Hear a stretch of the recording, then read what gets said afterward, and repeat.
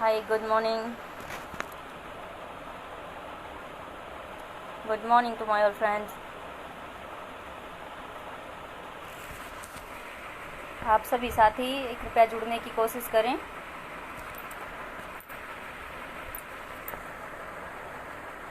Hello.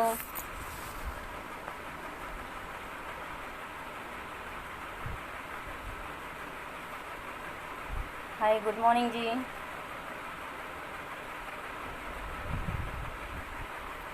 स्वागत अभिनंदन आप सभी साथियों का. और जय भीम, जय भारत, जय संविधान. और भी साथी कृपया जुड़ने की कोशिश करें.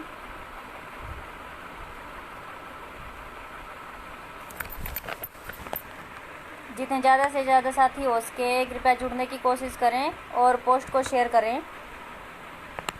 आज हम टॉपिक है हमारा आज का एससी वर्ग में शिक्षा के स्तर को गिरने के कारण.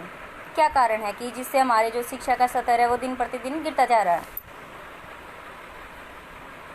गुड मॉर्निंग जी, गुड मॉर्निंग.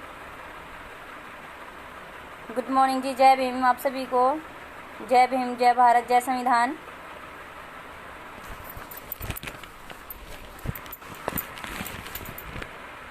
साथियों, आज हम चर्चा करने वाले हैं कि एससी वर्ग, ज़रूरी नहीं कि वो एससी वर्ग में ही हो, बैकवर्ड ओबीसी और एसटी में भी है. तो हम ज़्यादातर ऐसी कैटेगरी से संबंध रखते हैं, तो इसलिए उनके बारे में कुछ ज़्यादा पता है, ज़्यादा समस्याओं का पता है.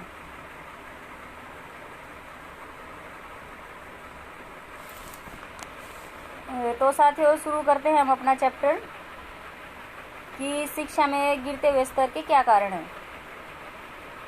आज तक हम ज़्यादातर एक बात सुनते आए हैं, अगर बच्चे ना पढ़ें तो बच्चे का कसूर है. तो इसमें 90% बच्चे को दोष देना गलत साबित हो चुका है आज के टाइम में. तो हम इनके कारण भी बताएंगे आपको, तो कृपया साथी जुड़ने की कोशिश करें.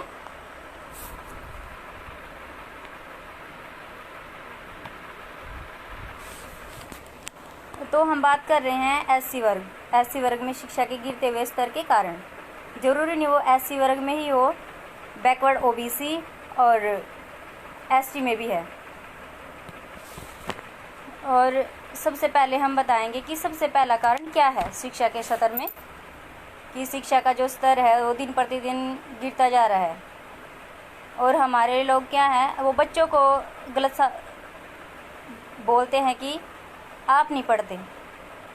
तो ये सरासर गलत है. हमें अपने बच्चे को अच्छे से मोटिवेट करना होगा और हमें उन पहलुओं पर ध्यान देना होगा जो बच्चे की पढ़ाई में बाधा दे रहे हैं. तो सबसे पहला कारण है शिक्षा में गलत नीतियों का होना. अब ये गलत नीतियाँ क्या हैं ये भी हम आपको बताएंगे. गलत नीतियाँ हैं जो शिक्षा के क्षेत्र में नीतियाँ बनाई गई हैं, वो आज के टाइम पे बच्चों की जो नींव होती है स्टार्टिंग की, उस नींव की जो मजबूती होती है वहाँ से उसे ख़त्म होने के उस पे है.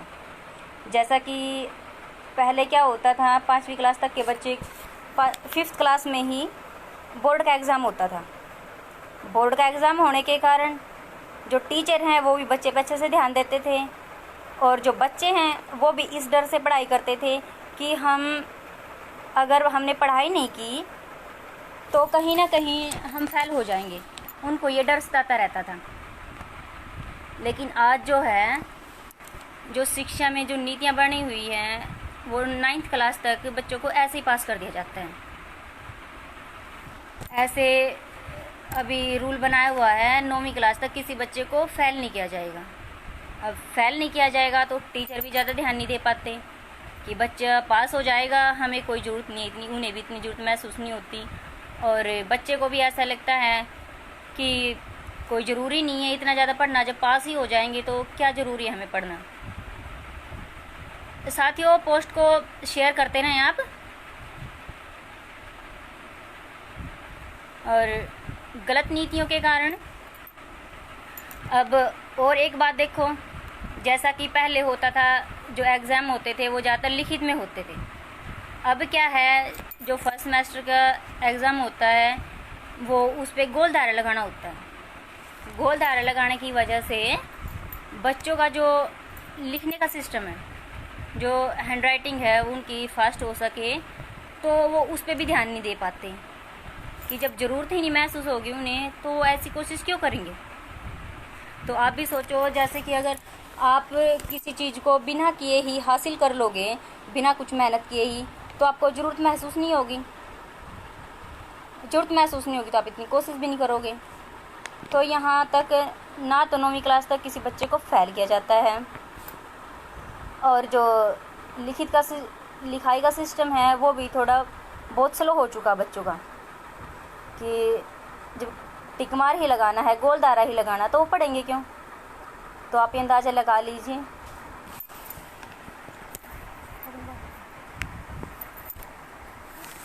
और हमें भी अपने बच्चों पे ध्यान देना होगा कि ये स्टार्टिंग से अच्छे से पढ़ाई करें, और जितना ज़्यादा हो सके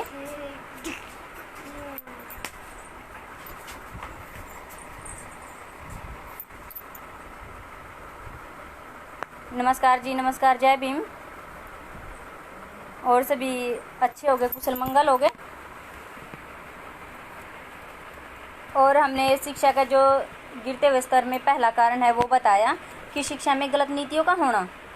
आप सभी साथी जो भी नए जुड़ रहे हैं, तो हमारा मुद्दा है एससी वर्ग में शिक्षा का गिरते हुए स्तर के कारण। तो इस पे चर्चा करेंगे।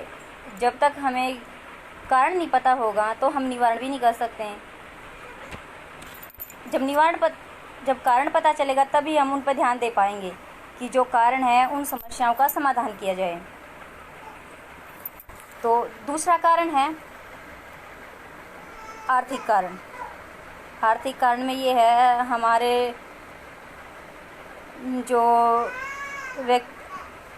समाज के जो व्यक्ति हैं वो आज़ादी के बाद ही ज़्यादातर भूमिहीन रहे हैं।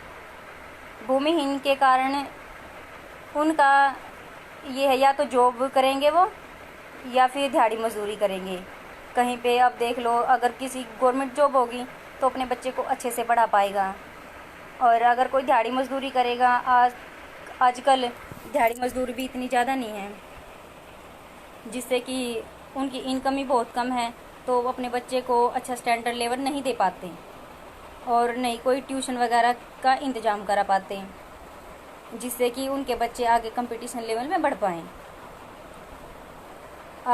और आर्थिक कारण में ये है, आगे जैसे भी हमारे बच्चे हाई लेवल जैसे 12th के बाद एजुकेशन करने के उसमें आगे आते हैं, तो उनके माता पिता की इतनी गुंजाइश नहीं होती कि वो अपने बच्चों को आगे पढ़ा पाएँ। वो सोचते हैं कि हमारे पास इतना ब्योत नहीं है, और ब्योत ना होने के कारण वो अपने बच्चों को काम में, दिहाड़ी मजदूर में लगाना बेहतर समझते हैं। और तीसरा कारण है सामाजिक कारण। सामाजिक कारण में ये है, बाबा साहब जैसे कि हमें हमारे समाज के उत्थान के लिए एक मूल मंत्र दे के गए हैं। मूल मंत्र में है, शिक्षित बनो, संगठित रहो, संघर्ष करो। और हमारे जो लोग हैं आजकल ना तो पूर्ण तरह शिक्षित हो पाए हैं और ना ही संगठित हो पाए हैं।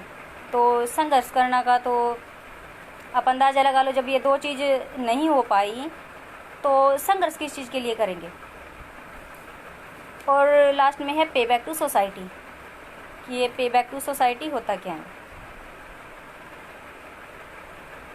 अब ना हमारे लोगों में ज़्यादातर 8-10% ही ऐसे व्यक्ति होते हैं जो कि अच्छे से एजुकेटेड होते हैं, वो अपने बच्चों को अच्छे से समझा पाएँ। और हमारे लोगों की कुछ ये कमी रही है, जो कि शिक्षित हो चुके हैं, साधन संपन्न हैं, वो पे बैक टू सोसाइटी बहुत कम कर रहे हैं। ऐसा नहीं है कर नहीं रहे हैं, कर तो रहे हैं, लेकिन कुछ ये जातिगत आधार पे भी हो रहा है, सिर्फ अपनी जातियों का ध्यान दे रहे हैं। और पे बैक टू सोसाइटी में क्या होता है, हम क्या दे सकते हैं।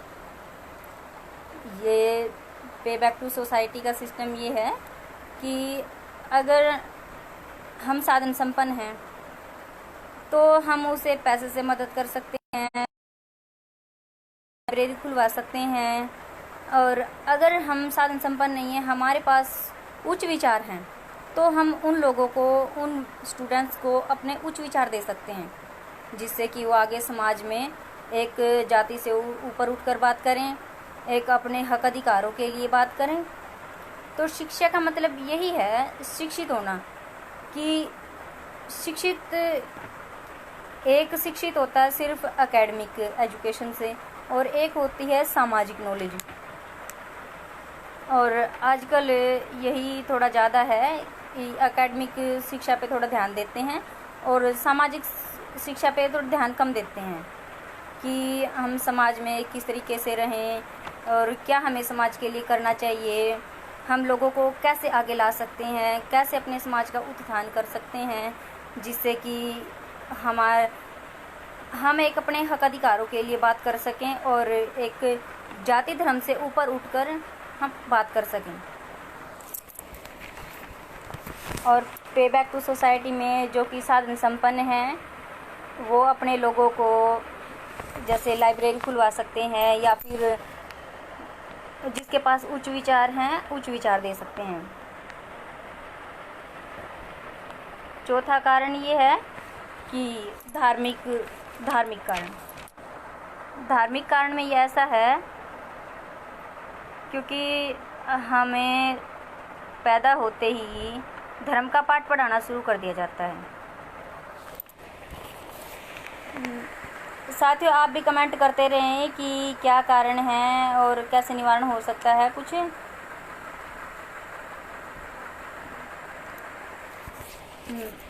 धार्मिक कारण ऐसा है कि हम शुरू से ही हमारे घरों में पूजा पाठ की जाती है। पूजा पाठ के कारण ज़्यादातर हम शिक्षा की तरफ गंभीर नहीं हो पाते, और जो हमारे माँ बाप हैं वो इतने शिक्षित नहीं हैं कि वो हमें समझाने में पूर्णतः सक्षम हो पाएँ। ज़रूरी नहीं है, कई बार बच्चे हालात देखकर भी सुधर जाते हैं। और धार्मिक कारण में ऐसा होता है, धर्म क्या है? एक श्रद्धा है। श्रद्धा हमें आस्था को जन्म देती है, और आस्था क्या है? व्यक्ति को विवेकहीन बनाती है। एक बार अगर आस्था उत्पन्न हो गई तो सोचते हैं जैसा भी भगवान कर रहा है ये ठीक ही है, उसके आगे सोचने की जो क्षमता है वो ख़त्म हो जाती है। यानी कि धार्मिक कारण में एक तो हमारे लोगों में देखा है, ये जैसे इसकी साइड चले जाते हैं, ये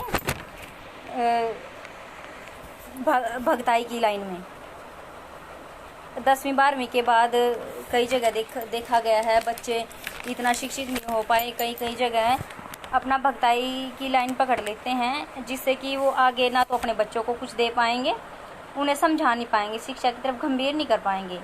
और इसके कारण ही जो हमारी महिला लड़कियां हैं, तो पाखंडवाद के कारण उनकी शादियाँ भी थोड़ी जल्दी कर दी जाती हैं। और पांचवा मुद्दा है गंभीर विचार। गंभीर विचार क्या है? हम अपने लोगों को, बच्चों को गंभीर विचार नहीं पैदा कर पाते उनके अंदर। अभी रंजीत कुमार जी का कमेंट आया है, अभी कमेंट ले लेते हैं इनका। शुरू से ही अंधविश्वास दिमाग में भर दिया जाता है, हम खुद से ज़्यादा काल्पनिक भगवानों देवी देवताओं पर भरोसा करते हैं। जी 100% ये बात सही है आपकी। अगर एक बार अंधविश्वास हमारे अंदर चला गया तो हम आगे तर्क नहीं कर सकते कि भगवान हमारे लिए सब कुछ करेंगे, भगवान ही सर्वश्रेष्ठ हैं। लेकिन जब तक हम कुछ नहीं करेंगे तो हम हासिल नहीं कर सकते। अगर नहीं पढ़ेंगे, बच्चे नहीं पढ़ेंगे तो एग्ज़ाम अच्छे से क्लियर नहीं कर पाएंगे। तो यहीं से देख लो, अगर हम कोई काम करेंगे, पैसे भी हमारे पास तभी आएंगे। और गंभीर विचार में ये है, हम अपने बच्चों को गंभीर विचार पैदा नहीं करवा पाते। वो क्या कारण है? जैसा कि मैं आपको बताऊं कि मुझे 1000 रुपये की ज़रूरत है, तो मेरे लिए कोई मायने नहीं रखता कि आपके लिए 1000 रुपये मिल जाएं या नहीं मिल जाएं, तो मैं उसके प्रति गंभीर नहीं हूं। और अगर मुझे ऐसा है कहीं पे ईएमआई पे करनी है और अगर पूरे टाइम पे ईएमआई पे नहीं हो पाई तो वहाँ पे पेनल्टी लग जाएगी। पेनल्टी लगने के कारण क्या है, और भी पैसे देने पड़ेंगे। तो मैं उसके प्रति गंभीर हो जाऊंगी कि भाई मुझको इस टाइम और इस टाइम तक यहाँ पे ईएमआई भरनी है, तो मैं कहीं ना कहीं से उसका जुगाड़ ज़रूर करूँगी। और यही कारण है, जैसा कि हम अपने बच्चों को बता पाएँ कि शिक्षा किस लिए ज़रूरी है। अगर आप शिक्षित हो जाओगे, एक जाति से ऊपर उठकर समाज का निर्माण करोगे, एक व्यवहारिक ज्ञान आएगा और आप शिक्षित होके आप अपने अधिकारों के लिए लड़ सकते हो। तो मतलब ये है, जो हमारे शिक्षित लोग हैं वो तो अपने बच्चों को गंभीर विचार दे पाते हैं। जो शुरू से ही अशिक्षित हैं, जो अंधविश्वास में रहे हैं, उन्हें शिक्षा के महत्व को नहीं पता, वो अपने बच्चों को गंभीर विचार नहीं दे पाते। जिसका कारण ये है, जो हमारे बच्चे हैं वो शिक्षा के प्रति गंभीर नहीं हो पाते और शिक्षित भी नहीं हो पाते। दिलीप जी, जय भीम, थैंक यू। और अभी देखो, हमें पता चल गया क्या क्या कारण है शिक्षा में गलत नीति का होना। आर्थिक कारण, सामाजिक कारण, धार्मिक कारण और गंभीर विचार। तो हमें इस मुद्दे पे काम करना पड़ेगा अपने गांव में, समाज में। ये नहीं है हम सिर्फ अपनी जाति का ही उत्थान करने की सोचेंगे, ना ही जाति कोई समाज है, और जो समाज है वो सिर्फ सभी जातियों का समूह है। आज हमारा ये मुद्दा था कि एससी वर्ग में गिरते हुए शिक्षा स्तर के कारण। ज़रूरी नहीं है एससी वर्ग में ही है, बैकवर्ड ओबीसी एसटी में भी हैं ही। तो हमें इस मुद्दे पर काम करना होगा कि जो हमारे बच्चे हैं हम उनके अंदर शिक्षा के प्रति गंभीर विचार दे पाएँ और जो शिक्षा की गलत नीतियां हैं उनका विरोध करें। क्योंकि अगर हमारी नींव कमज़ोर हो गई तो हम एक अच्छा मकान नहीं बना पाएंगे। ये है जो कि आगे जो हमारे कंपटीशन लेवल होते हैं, जब हमारी शिक्षा की नींव है वो कमज़ोर हो जाएगी तो आगे हम कंपटीशन लेवल टॉप नहीं कर पाएंगे। और आर्थिक कारण में ये है, जो हमारे अभिभावक हैं वो थोड़े बैकवर्ड हैं, ये है कि आर्थिक स्थिति इतनी मजबूत नहीं है और जो समाज के उत्थान में भी लगे हुए हैं उनको देखना होगा कि हम समाज का जो काम कर रहे हैं, बाबा साहब जो हमें मूल मंत्र दे के गए हैं, शिक्षित बनो, संगठित रहो, संघर्ष करो और पे बैक टू सोसाइटी। जो हमारे 4-5% लोग पढ़े हुए हैं तो और जॉब भी हैं उनके पास, अच्छे साधन संपन्न हैं, तो उनको अपने समाज में शिक्षा के प्रति लोगों को गंभीर करना होगा।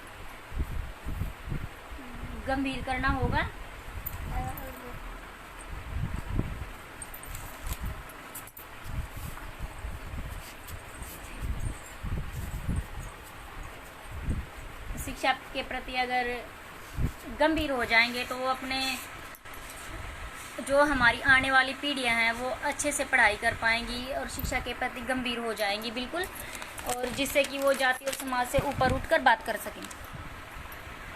धार्मिक कारण, हमें लोगों को धर्म से ऊपर उठकर शिक्षा देनी है, ना कि हम आज क्या हो रहा है, जो कि हमारे लोग पढ़ लिख लिए हैं वो सिर्फ ध्यान देते हैं कि धर्म का प्रचार हो, एक धर्म तक सीमित रह गए हैं, जो कि बच्चों का विवेक है उसे तर्कहीन बनाता है।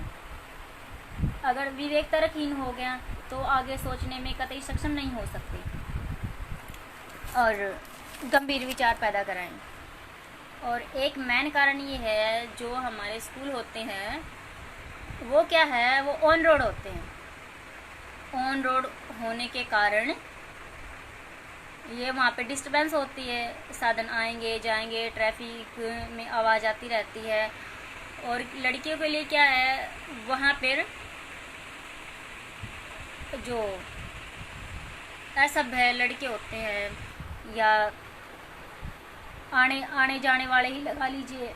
अगर कहीं पे गांव में होगा, यहाँ पे ऑन रोड नहीं होगा, तो वहाँ पे जो आवारागर्दी करने वाले लड़के हैं वो कम आते हैं। और कई बार लड़कियों के साथ वो छेड़खानी करते हैं आते जाते। और लड़कियां क्या होती हैं ऐसी वर्ग में, वो अपने माँ बाप को एक बार सहन करती हैं, 2 बार सहन करती हैं। जब वो बताती हैं तो माँ बाप ये सोचते हैं कि भाई कहीं गलत हो जाए, हमारी बेइज्जती हो जाए, तो इस वजह से लड़कियों का स्कूल छुड़वा देते हैं, जो कि सरासर गलत है।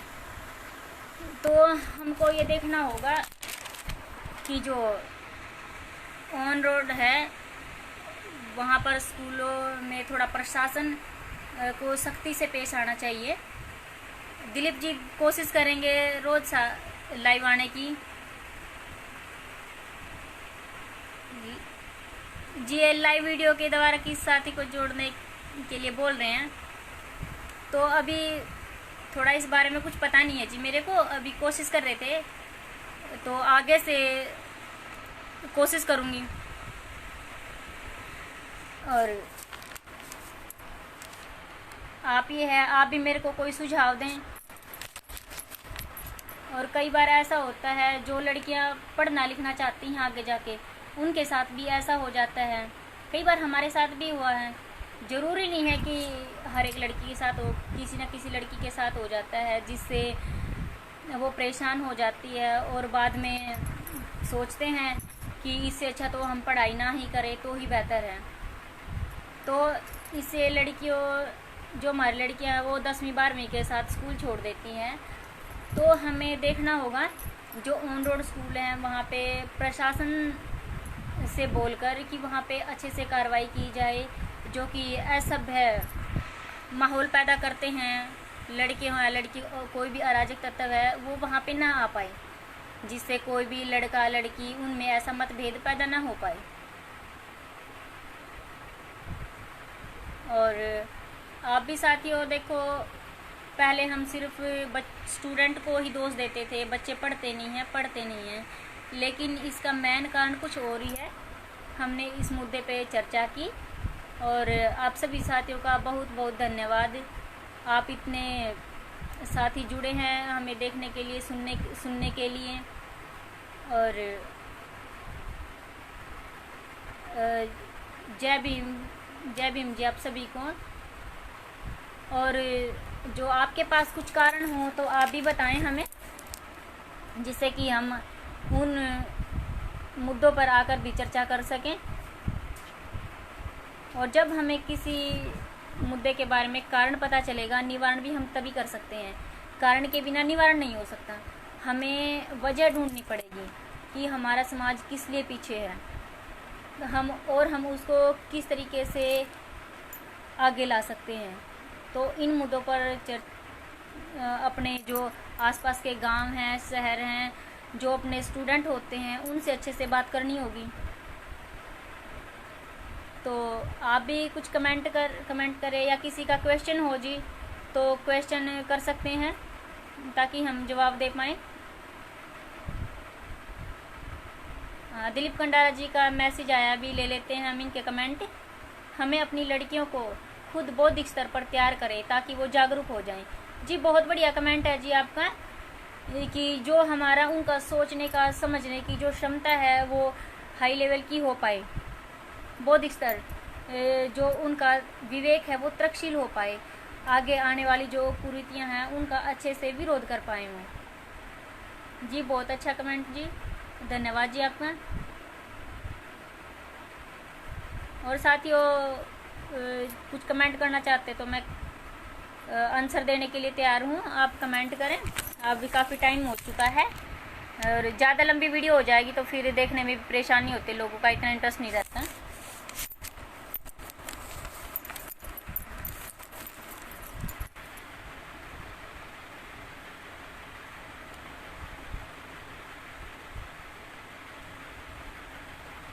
प्लीज़ साथियों कमेंट करें।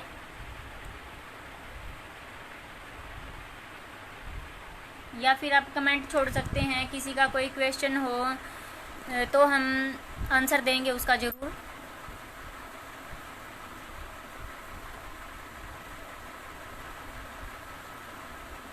साथियों, सभी को जय भीम, जय भारत, जय संविधान। और आप अपने इन पहलुओं पर जोर दें और जो अपने आने वाले समाज है उसको सशक्त बनाएं अच्छे से, कि वो शिक्षा की तरफ ध्यान दे पाए और उनको अच्छे से जागरूक करें। अशोक वर्मा जी, जय मूल निवासी मैडम, जय मूल निवासी सर। विशाल सारवण जी का कमेंट ले लेते हैं हम। महिलाओं के अंदर नेतृत्व पैदा करने के लिए आपके पास क्या प्लान है जी?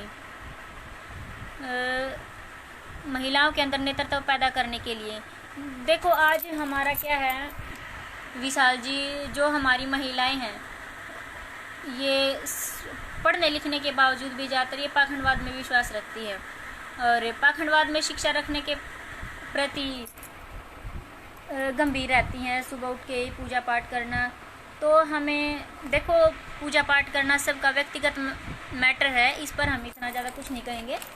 लेकिन क्या है, हमें अपने बच्चों को जो उनके अधिकार हैं उनके बारे में बताना होगा, ताकि वो आगे अपना अच्छे से प्रेजेंटेशन दे पाएँ समाज में। और महिलाओं के नेतृत्व में हम 1 या 2 दिन बाद फिर अच्छे से वीडियो लाइव आएंगे, तो तब उस पर चर्चा करेंगे, क्योंकि आज थोड़ी वीडियो ज़्यादा लंबी हो जाएगी फिर। जी अशोक वर्मा जी, मैं हरियाणा पानीपत से हूँ जी।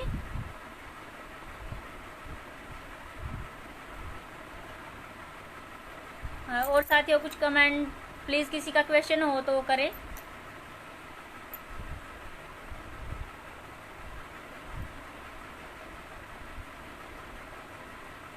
और आप वीडियो पे कमेंट छोड़ सकते हैं, हम आपका आंसर देंगे।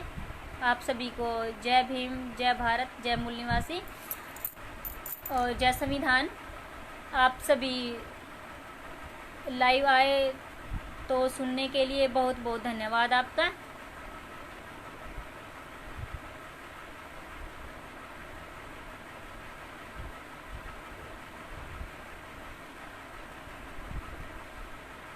तो साथियों, अब हम विदा लेते हैं और फिर आएंगे 2-4 दिन के बाद कोई अच्छी सी वीडियो लेकर, अच्छे से मुद्दे पर चर्चा करेंगे आपसे।